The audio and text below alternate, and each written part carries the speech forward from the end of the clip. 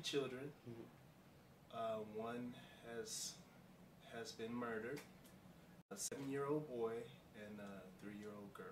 He attended Wilma Hutchins High School, completing his third semester. He was completing actually his second full semester. Yes, actually his first full year at Wilma Hutchins. He began in his junior year. It was about maybe a month and a half remaining in school when he transferred to the school. In basketball, mainly on and off the court, well, in school and out of school, he was involved with basketball, and he was very agile, aggressive, and a good player. And he was just throughout the course of his life, he's always been a strong force to be reckoned with, and he had lots of potential to be even greater. Who on earth could do something so horrible? The feeling I got was numbness. I was very numb. I felt like just upon hearing, first of all, upon hearing that he was viciously attacked, I was very just asking, who could have done something like this? Why would they do something like this? And then when I got the news that my son had passed, a numbness, just complete numbness came over me. And it was like I was literally walking in slow motion, that everything around me was spinning in slow motion.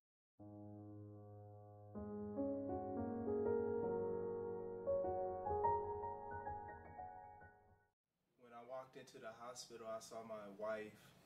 You know, she was on the floor with tears, and I didn't really speak to her because I was in probably rage of what happened. I wanted to know what happened and who did it. It was a very, very tough time for everybody in our family. It was very unexpected, very unexpected.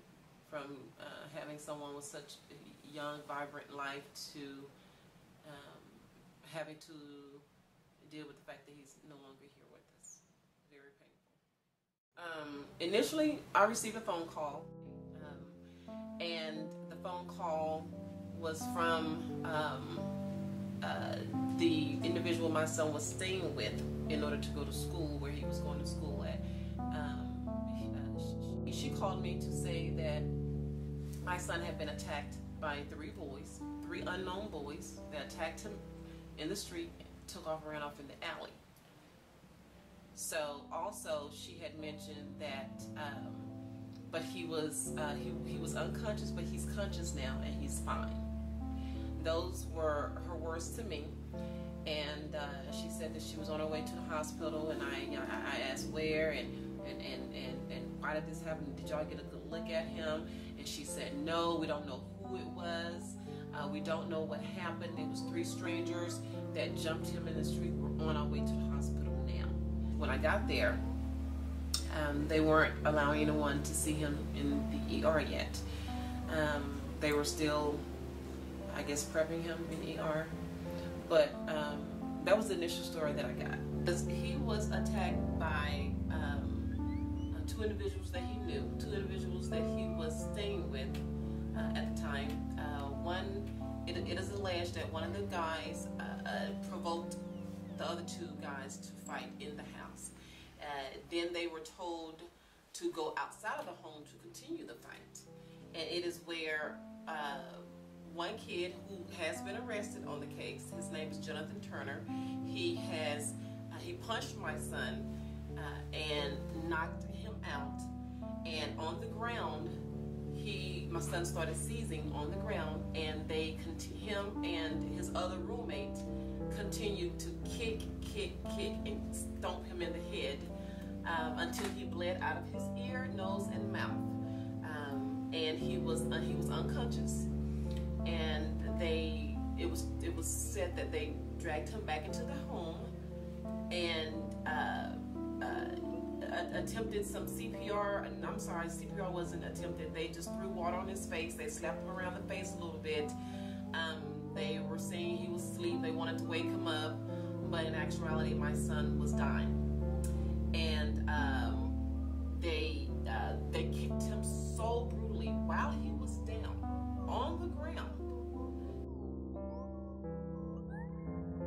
I mean, the first month it was the hardest. As my wife, she didn't know who to trust. I mean, she misses him so much, and I mean, everything I would say to her, or I couldn't even get a word out, and it's like almost an argument. It's like, and then, you know, just to see her crying. I mean, she'll burst out crying,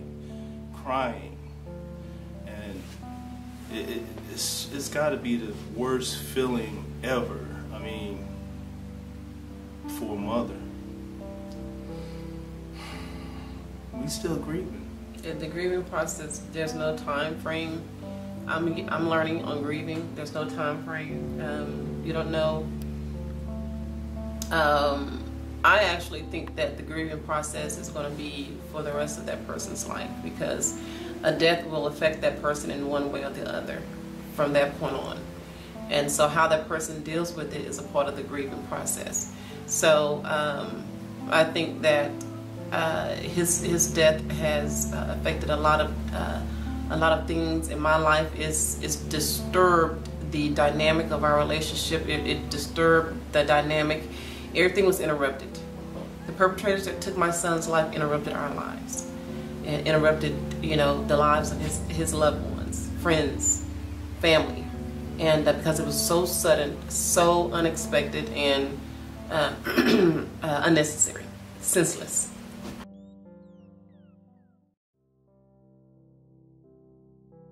I can tell you something that stands out the most for me. I was in the room with Troy while he was in the bed, and he was already pronounced brain dead. Two of his teammates were in there with me.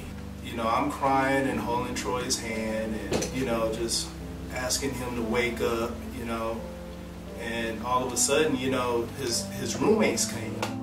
Willie Hollins and Jonathan Turner came into the room, and, you know, I immediately asked Willie, you know, what happened? He tells me, I don't know.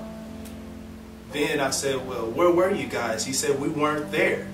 Do you know who did it? He said, no, we don't know who did it. You're gonna find out who did it. So he looked me dead straight in the eye with no emotions, and said, we gonna get the people that done this. We gonna get them. And he shook my hand over my son's dead body. And that was, and just to know the truth later on that, you know, they were responsible for my son's death. I mean, it hurts me. I mean, it makes me angry.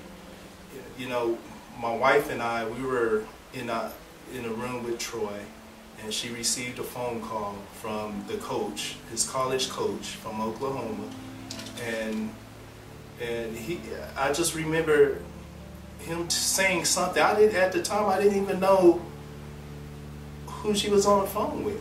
All I know is, next minute you know, she drops the phone and she falls back.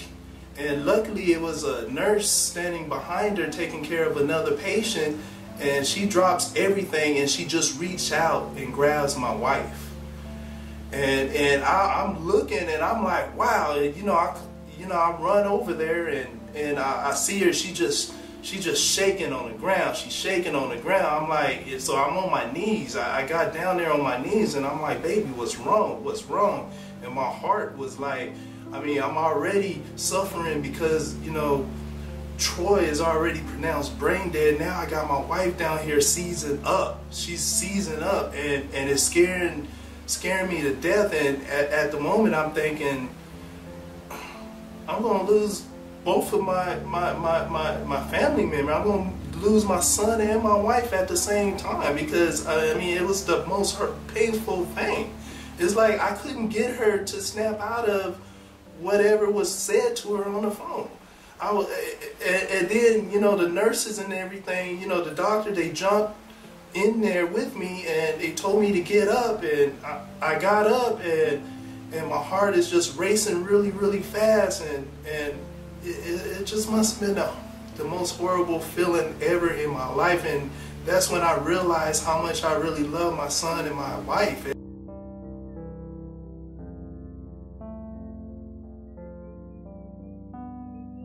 That I wish Troy would have called me so I could have raced over there, so I could have helped him and defended him.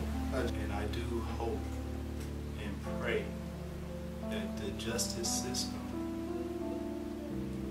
puts this guy away for a very long time. Imagine sitting side by side with someone that you trusted, that you loved, and you're sharing your pain and emotions with, when the entire time she knew what was going on. She sustained, the first medical examiner said, my son was murdered by blunt force trauma. That what she said and what she found it was not consistent with the story. That is why the first suspect was arrested. So when the grand jury met and brought down the charges of indictment, they said there was not enough evidence to support murder charges. Now, I'm not an attorney, and I'm surely not a medical examiner, but I have a little bit of logic in me. Matter of fact, I have a lot of logic in me. Medical examiner changed the story, changed the reason for the murder to, yes, it possibly could have been caused by the concrete. And that's not logical enough for me to believe, with all those injuries sustained, that the concrete did that to my son. I'm not going to accept that. This is not justice. This is not justice. I want complete justice for my son. And we must get justice for Troy. And my mission is not only complete justice for my son, but I want to bring awareness to youth violence. I want to bring awareness to the types of violence that are being committed on our streets and in our neighborhoods, and no one is telling. When no one tells, that continues the cycle of these types of behaviors to continue. When no one reports these incidents to the police, it kind of encourages bad behavior. It encourages adults to be a part of something that they should be the mentors of, that they should be the examples in the neighborhood. But they're acting really like the children themselves.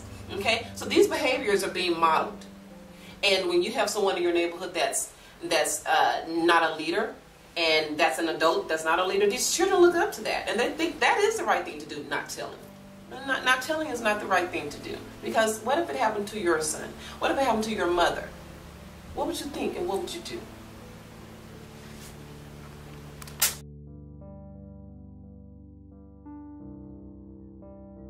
I want to thank the No More Violence organization for lending their endless support to the cause of justice, and to fight for justice for several victims' families out there who are on a quest to receive justice for their loved ones. No More Violence is an organization founded by Trisha Allen, located in the Dallas, Texas area.